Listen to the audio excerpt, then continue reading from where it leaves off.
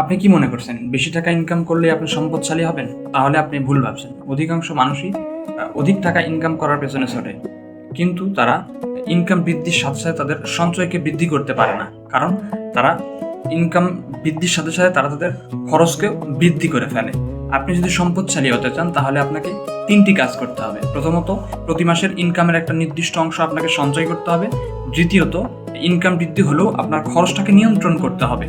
তৃতীয়ত, প্রতিনিয়ত ইনকাম বৃদ্ধির সাথে সাথে আপনার ইনভেস্টমেন্টটাকেও বৃদ্ধি করতে হবে।